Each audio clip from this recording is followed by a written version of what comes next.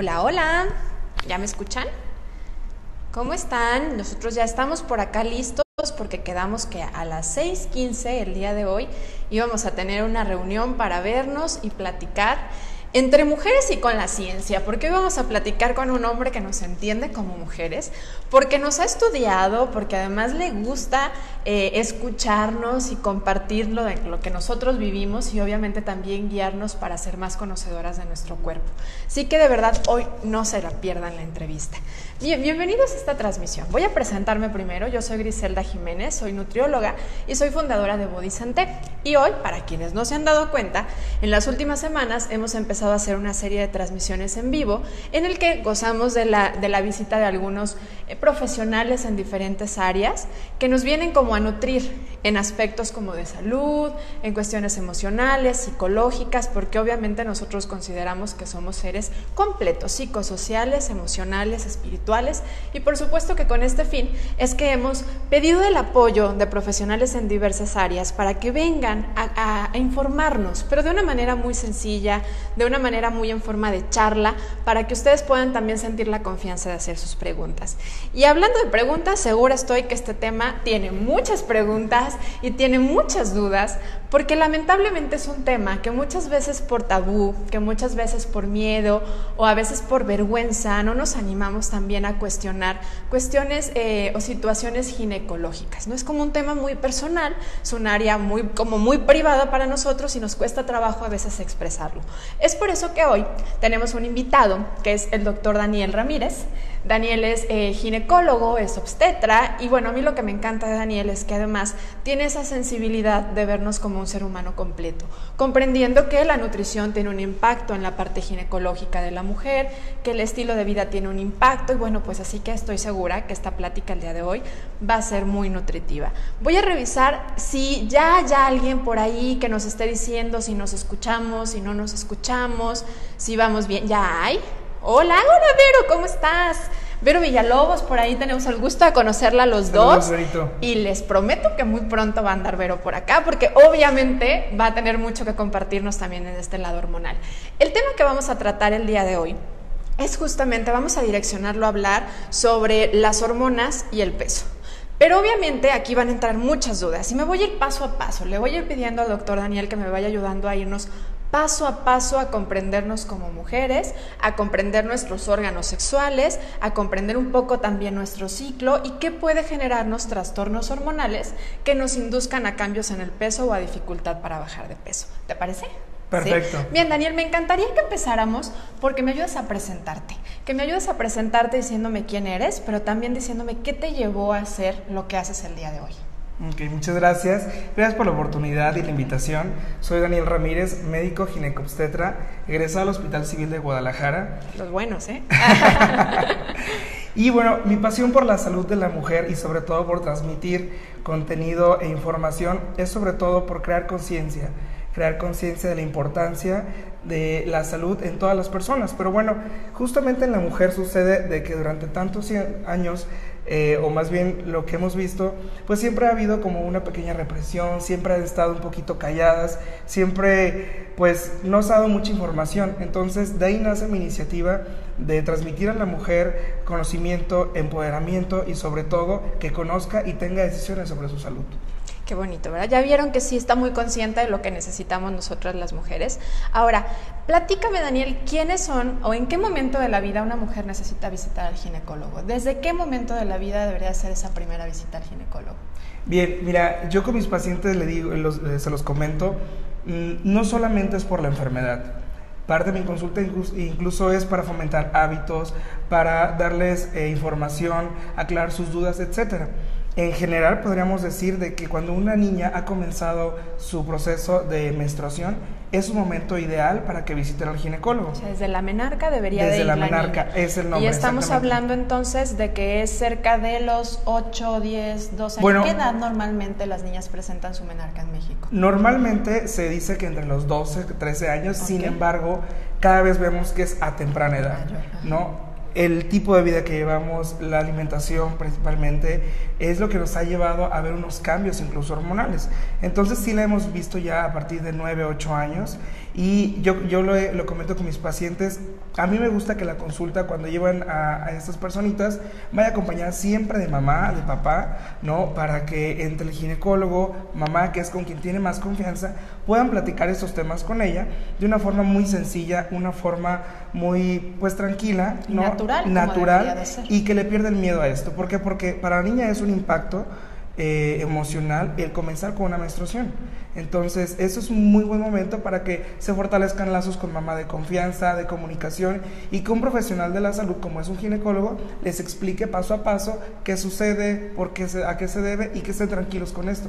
Pero el ginecólogo en sí, creo yo, debería de ser una persona que nos acompañe en varias etapas de nuestra vida, ¿no? Por supuesto. Porque me imagino, bueno, aquí la necesidad sería de mamá identificar si tu hija ya tiene signos de que ya está próxima a su primera menstruación, cambios. Bueno, pues dirigirla, acompañarla con el ginecólogo, pero después viene cuando empieza las relaciones sexuales. Creo que ahí debería de haber esa confianza también de platicarlo con el ginecólogo y de quitar nuestras dudas.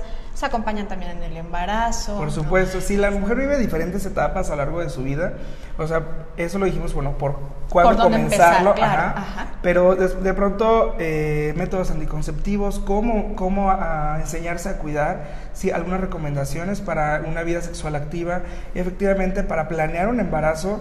Yo siempre les he dicho, la consulta no comienza cuando ya dijiste tengo 10 semanas de embarazo. La consulta comienza semanas antes de la planeación del embarazo, para que sea un embarazo deseado, para que sea un embarazo programado, y un embarazo al cual instalar un embarazo en un cuerpo sano. Claro, tu cuerpo esté listo, ¿no? O sea, esa cunita viviente. Exacto, y bueno, es el embarazo, el evento obstétrico, la lactancia, posteriormente algunos cambios o trastornos o irregularidades que presenta la mujer, viene menopausia, en fin. Tu ginecólogo es alguien que te acompaña bastantes etapas de tu vida. Es por eso que es bien importante que tenga la comunicación, que tenga la confianza, y que te sientas sobre todo en un ambiente tranquilo, pero sobre todo con la seguridad de que estás en buenas manos. Era justo a eso donde quería llegar. El ginecólogo tiene que ser una persona que sea como nuestro amigo, un profesional al que le tengamos la confianza de cuestionarle, de pedirle que nos explique, aunque muchas veces la información y las dudas que tengamos puedan parecer demasiado lógicas o a veces hasta tontas nos puedan parecer. En realidad creo que al tenerle esa confianza al profesional que nos va a ir acompañando a lo largo de toda nuestra vida como mujeres, nos va a ser un gran aliado para poder prevenir muchas enfermedades. Ahora, pasando un poquito al tema hormonal, a mí me gustaría pedirte que me ayudes a explicarnos ¿cómo son nuestros órganos sexuales? ¿Cuáles son nuestros órganos sexuales y qué función tiene cada una de esas partecitas? Te voy a ayudar con un dibujito. Excelente. Ojalá lo alcancen a ver. Si no, ahorita se los voy a acercar yo, ¿sale? Me voy a acercar un poquito a la cámara para hacer ahí, para que les cuentes un poco de cómo es, ¿sale? Ay, disculpen, ¿sí se ve, verdad? Sí, ok. Ahí está. Bueno, aquí me hiciste el favor de traer este gráfico. Bueno, tenemos trompas de... Este es el aparato reproductor femenino, ¿sí? Que viene interactuado y que viene sobre todo presidido por la importancia de las hormonas, que es un tema bastante interesante que vamos a tratarlo. Pero bueno, entonces tenemos en este sitio es área vaginal, la parte de abajo. Tenemos cuello de matriz, cuello de útero, el útero, ¿sí? Y al lado cada uno tiene sus ovarios. A su vez, cada uno viene tomado por las trompas de falopio, que es lo que le da la estructura completa.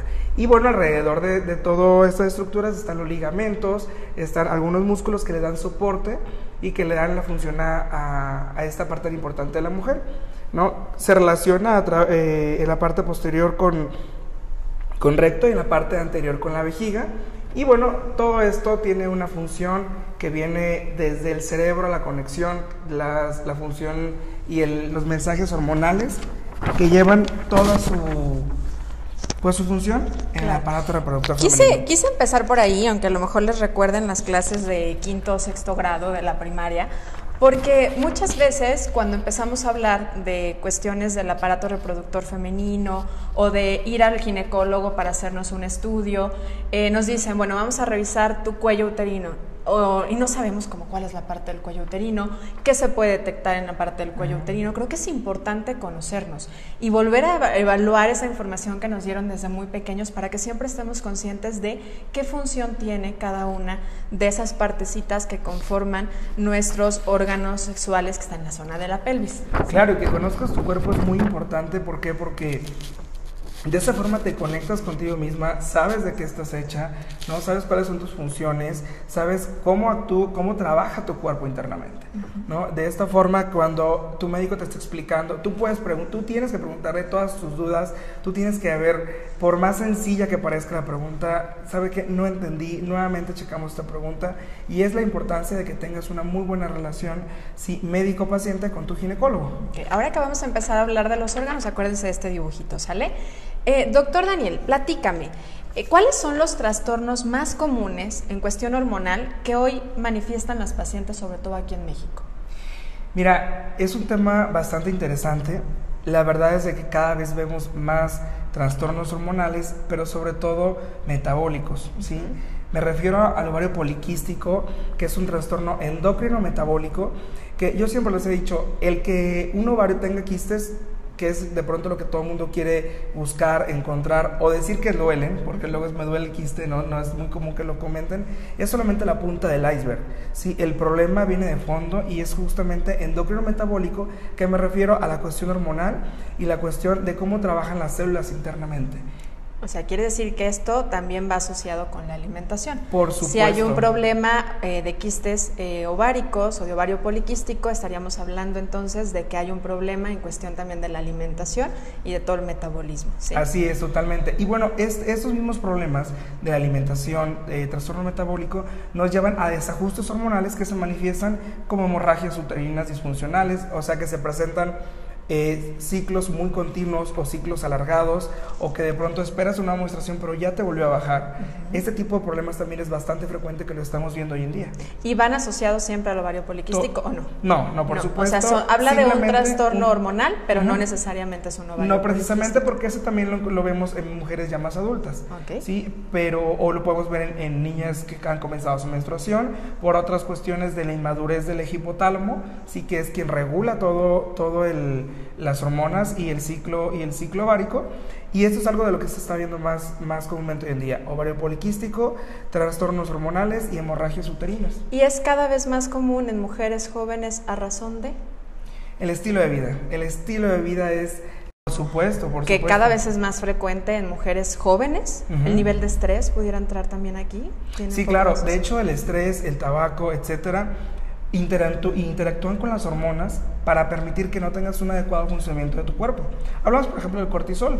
¿Qué pasa con el estrés? O sea, que estamos con el estrés a tope, que estamos con las desveladas, etcétera, y eso hace de que nuestro cortisol se eleve y, bueno, vengan problemas de que no podemos bajar de peso, problemas hormonales, etcétera. Entonces, viene todo esto. Ahí ya empezamos un poquito a hablar del tema, ¿escucharon? O sea, fíjense cómo el cortisol, que es la hormona del estrés, puede estar asociada a un problema hormonal, también en cuestiones del periodo o de irregularidades en el periodo, pero puede generar trastornos en el peso, dificultades para perder peso y hasta aumento de peso. Por supuesto. ¿Sí? Entonces, no nada más es lo que comemos, también es cómo estamos viviendo nuestro día a día y la toma de decisiones y la forma en la que estamos tomando las dificultades que vamos teniendo en nuestro día a día. Y yo creo que esa es una de las causas más fuertes, además de que obviamente la calidad alimentaria cada vez lamentablemente es menor, ¿no? Que tiene mucho que ver con presencia de senoestrógenos en algunos alimentos, que obviamente hasta en el agua lo encontramos hoy día. Los senoestrógenos realmente es un tema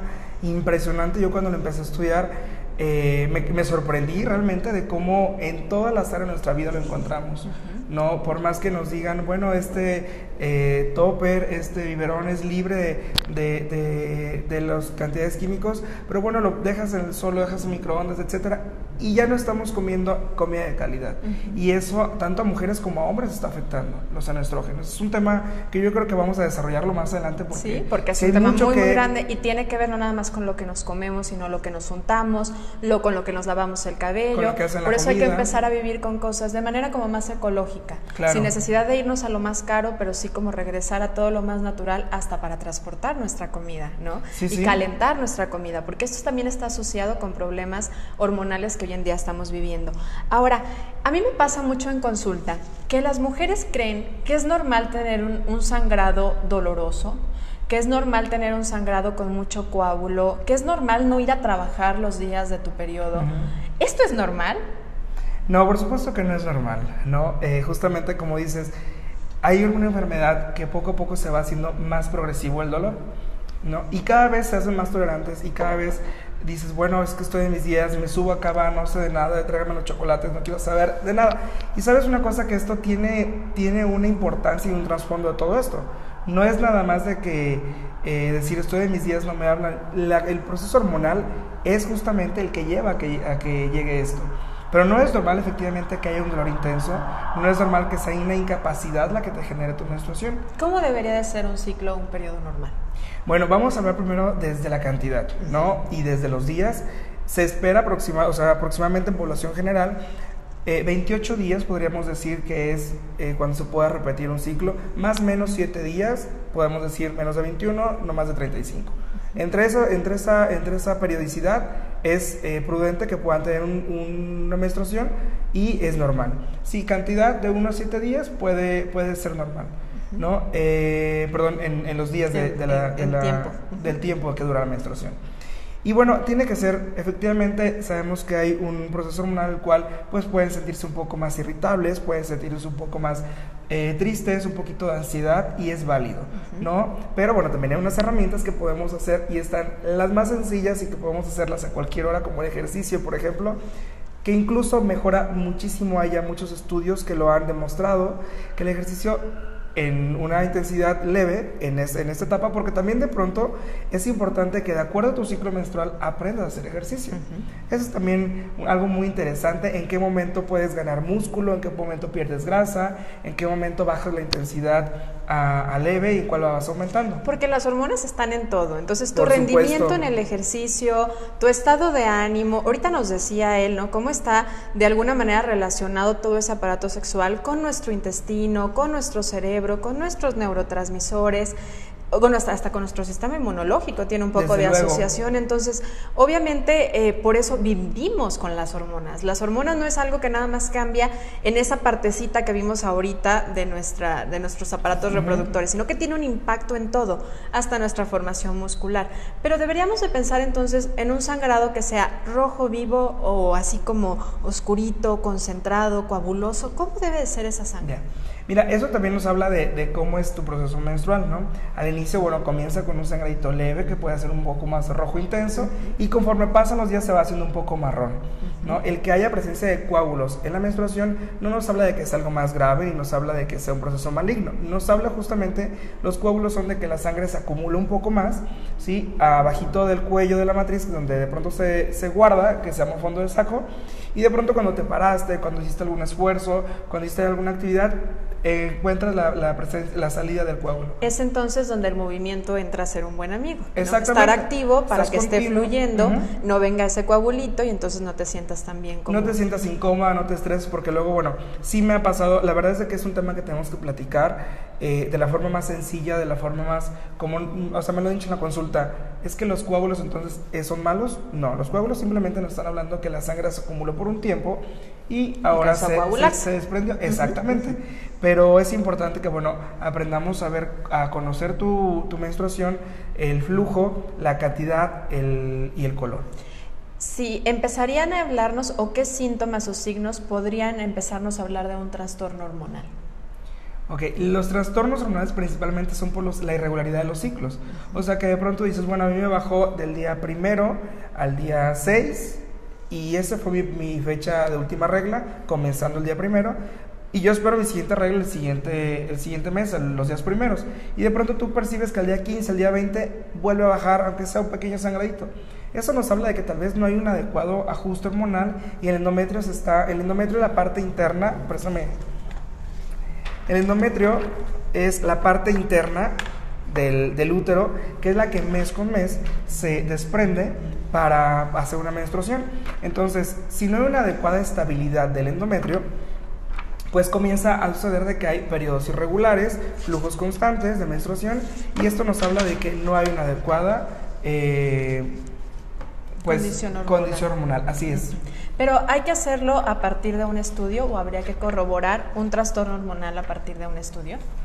No, mira, lo que pasa es de que aquí vamos primero a evaluar al paciente. ¿Cómo serían los pasos para hacer el diagnóstico? El diagnóstico, bueno, vemos la historia clínica, ¿no? Vemos cómo se han presentado estas irregularidades, desde cuánto tiempo, sí, porque puede ser que incluso el estrés, el bajar de peso bruscamente, el cierta alimentación, el ejercicio, puede hacer de que no haya, irregularidades menstruales. En una ocasión tal vez puede ser válida, pero que se comience a presentar de forma constante, esto ya nos habla de que no hay un ajuste hormonal adecuado, y es cuando tenemos que hacer un interrogatorio, vemos las condiciones incluso desde el cuello de matriz, ver que no venga algo del cuello, sino que venga del endometrio, hacemos ultrasonidos, y en algunos ocasiones, de acuerdo, como decíamos hace rato, que las hormonas cambian en todo momento, de acuerdo a ciertos días del ciclo menstrual, pedimos las cantidades hormonales, y de esa forma nosotros estamos viendo cómo es de que se encuentran las hormonas. Las cantidades hormonales, entonces, es a partir de un estudio de sangre. De sangre, es un perfil ovárico. Es un perfil ovárico, así es, que se pide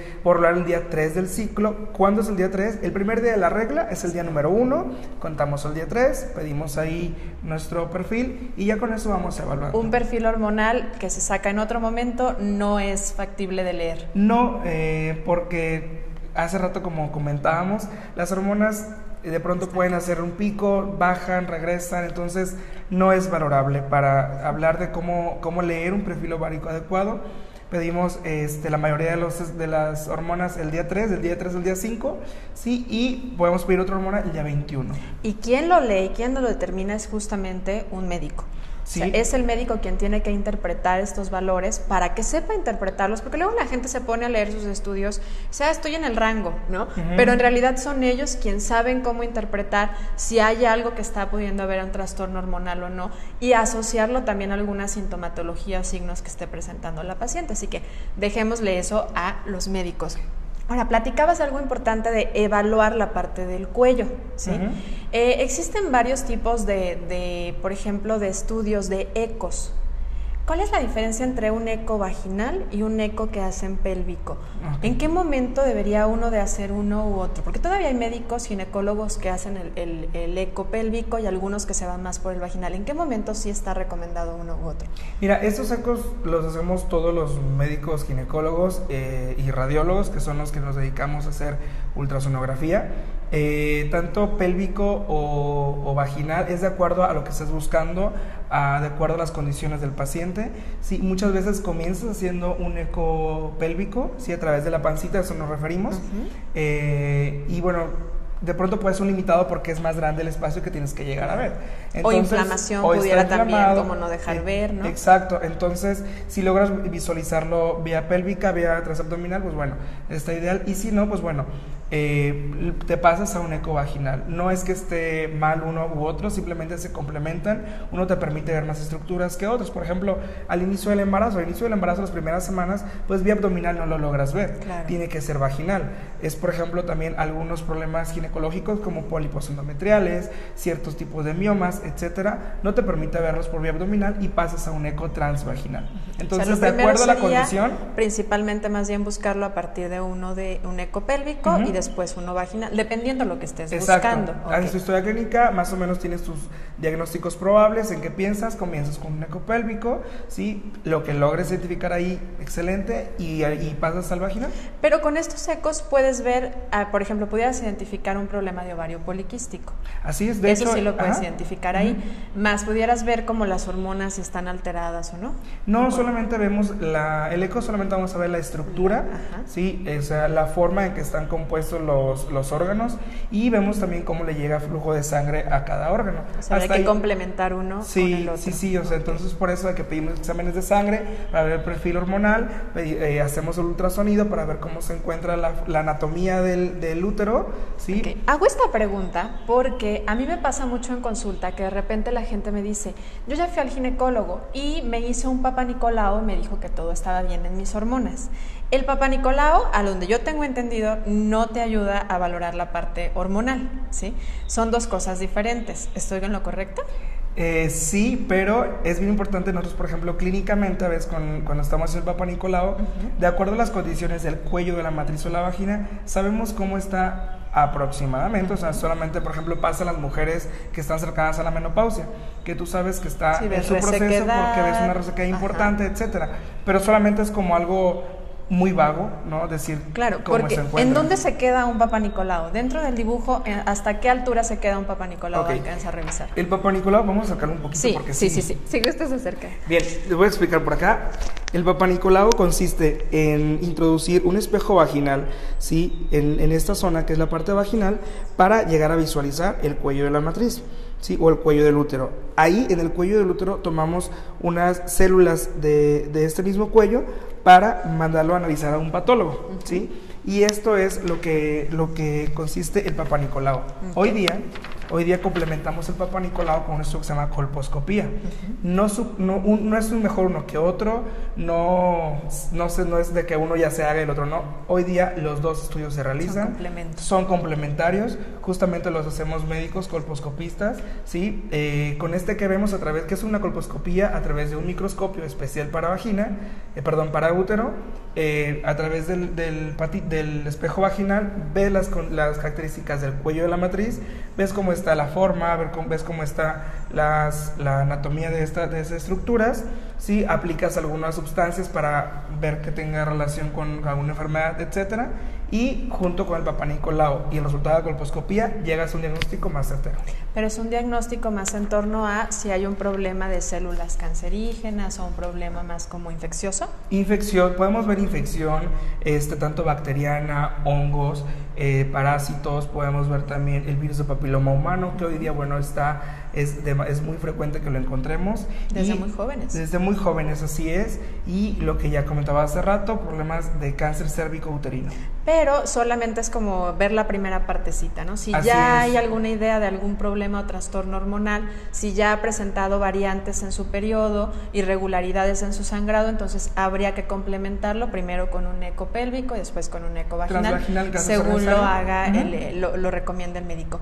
Hago este cuestionamiento porque sí son estudios que se complementan y creo que es importante que sepamos qué es lo que nos van a hacer o a qué vamos y qué nos pueden evaluar a partir de ciertos estudios.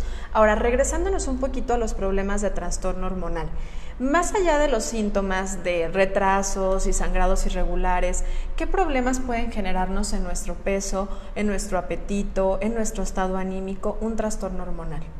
Sobre todo aquellas hormonas que tienen relación con el metabolismo, casi todas, ¿no? Casi todos, pero me refiero principalmente a tiroides, me refiero a cortisol, la leptina que la encontramos en nuestras células de grasa, son las que principalmente nos llevan a estos problemas.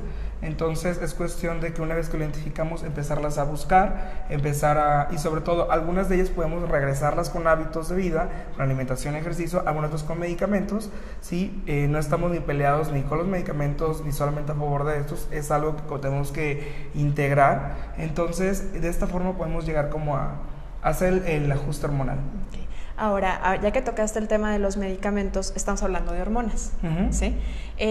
¿Quiénes pueden tomar hormonas para cuestiones de anticonceptivos o para regularizarse y quiénes no deberían de estar considerando tomar hormonas? Porque la realidad es que todavía en México muchas mujeres las toman sin antes acudir al ginecólogo, ¿no? Sí. ¿Quiénes deberían de ponerse un foquito rojo de decir, híjole, yo no he ido al ginecólogo, estas no me las indicó el ginecólogo y tal vez no son las correctas? ¿Cómo identificar eso? Okay.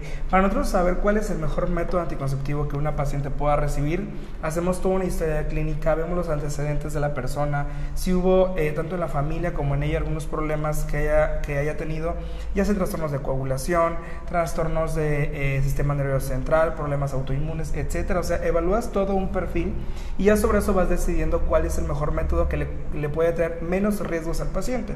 Al final de cuentas, todo medicamento, toda acción en esta vida tiene unos riesgos más o menos, entonces ¿qué es lo que buscas? Aquel que sea un poco más seguro para el paciente.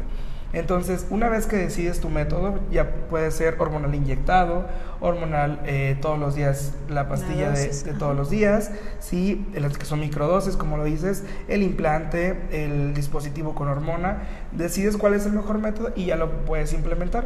Pero sí es bien importante que evaluemos todo el perfil, individualizar el tratamiento con cada paciente, qué es lo mejor para ella y qué le da menos riesgos. Y bueno, una vez que lo empieza a tomar, ver cómo lo tolera, ¿no? Cómo reacciona. Porque luego hay pacientes que me dicen, ¿sabes qué? A mí este medicamento me cayó súper bien, adelante, y otros que te dicen, ¿sabes qué? No lo tolero porque me da estos síntomas y eso, y bueno, cambias, quitas, reajustas, etcétera. ¿Por qué puede estar asociado?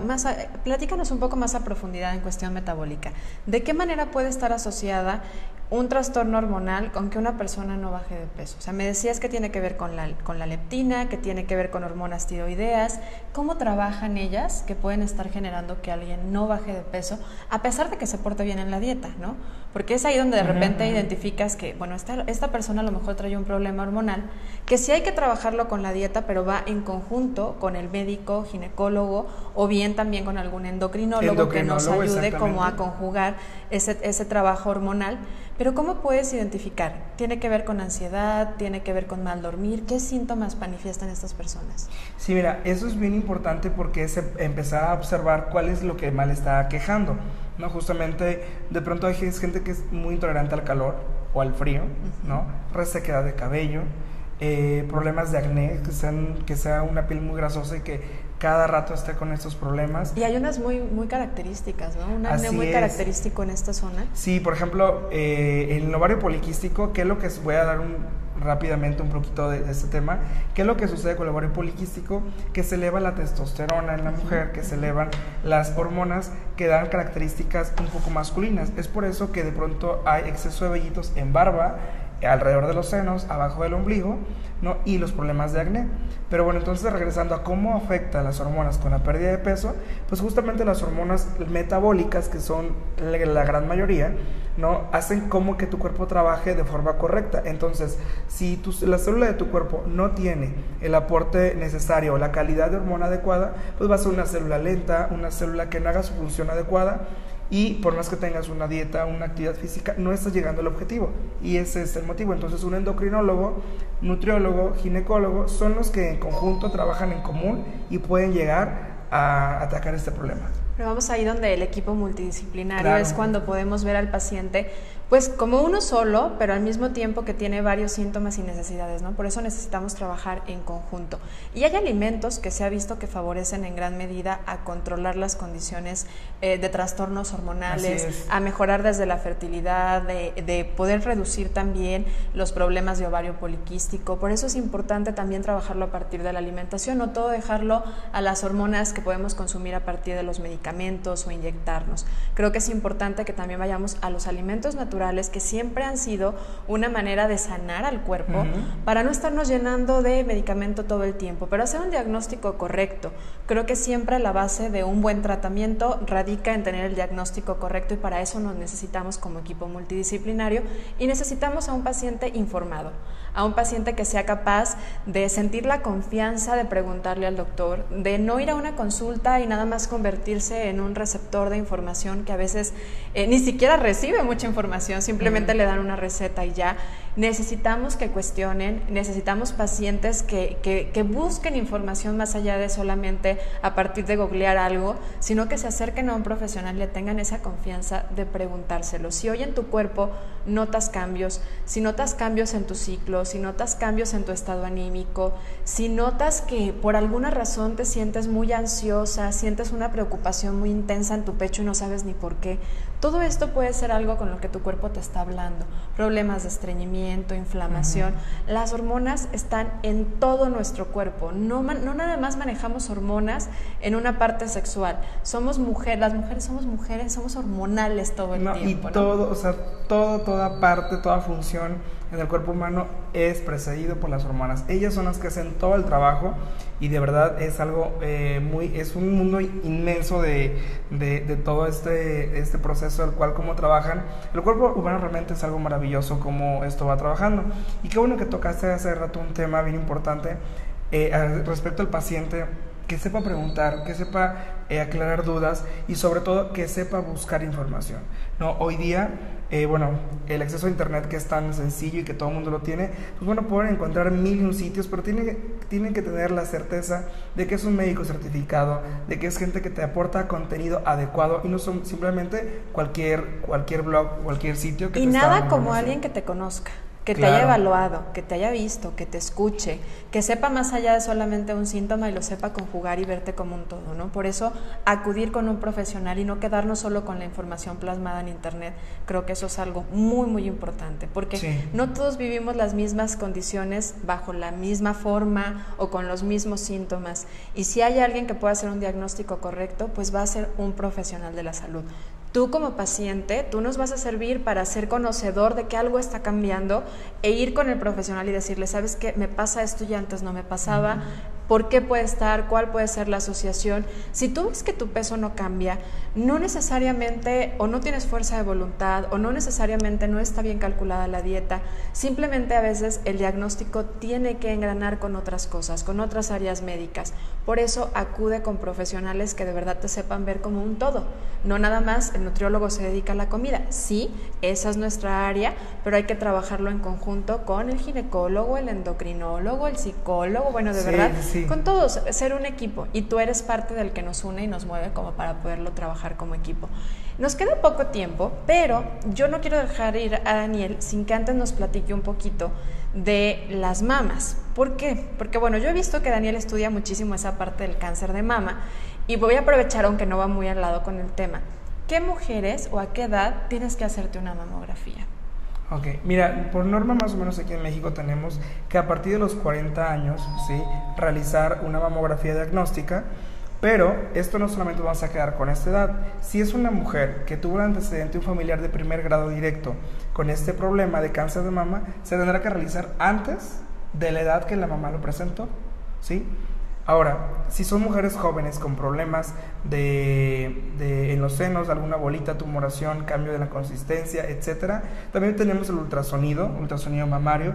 Hoy día no solamente es la mamografía ultrasonido, tenemos mamografía, ultrasonido, elastografía, tenemos tomosíntesis, tenemos muchísimos estudios los cuales podemos llegar a imágenes más sensibles, imágenes más adecuadas para hacer diagnósticos. Entonces es bien importante y que se realice de acuerdo a cada condición de cada paciente. Y es que pueden decir, bueno, son órganos diferentes. No, o sea, hay receptores de hormonas en nuestra glándula mamaria. Exacto. Y por eso puede haber cambios en nuestra glándula mamaria cuando estamos ovulando, o puede haber cambios en nuestra glándula mamaria cuando estamos por menstruar. Entonces hay que aprender a valorar nuestros senos y hay que aprender que eso es algo que obviamente también el ginecólogo tiene que observar en el momento de ir a hacer la visita y nosotros explorarnos todo el tiempo, porque de verdad esto lamentablemente cada vez es más común recibir pacientes con problemas de cáncer y que obviamente vienen después acompañados con quimioterapias y muchas veces con una maduración excesiva o envejecimiento excesivo de los ovarios antes de tiempo, entonces genera un signo de trastornos hormonales que van uno pegado al otro. Por eso es importante prevenir. Nuestra área debe de ser prevenir. Y eso es lo que me encanta de Daniel. Daniel se encarga y busca la parte de la prevención. Antes de buscar el remedio, hay que buscar cuál es la forma de no llegar a ese problema, ¿no crees? Sí, yo es como lo comentaba, o sea, hacer acciones de prevención, visitar a tu médico, por lo menos ginecólogo, una vez al año, ver cómo está el estado actual de salud, de acuerdo a cada etapa de la mujer. Buscamos ciertas áreas de exploración, hacemos ciertos interrogatorios con el objetivo de cuidar a cada etapa, ¿no? Entonces, y es bien importante, hace rato que comentabas de la autoexploración, esto es algo, el objetivo de esto es simplemente que tú misma conozcas tu cuerpo.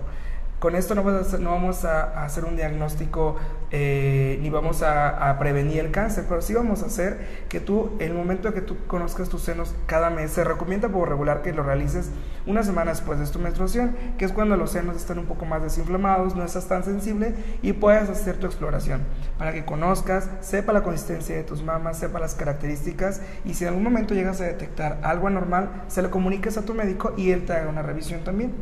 Muchas gracias, Daniel.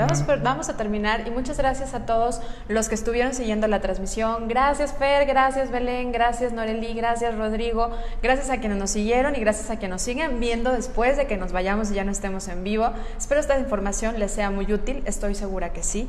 Creo que es muy importante que nos conozcamos y toda información nos permite reconocernos y volver a nosotros mismos. No es como decir, híjole, a lo mejor yo no he ido a visitar al ginecólogo, tengo mucho tiempo sin ir a visitar al ginecólogo, tal vez me acabo de dar cuenta que mi hija ya está en edad en que pueda llegar la menarca, ya debería de estarle acercando yo al ginecólogo.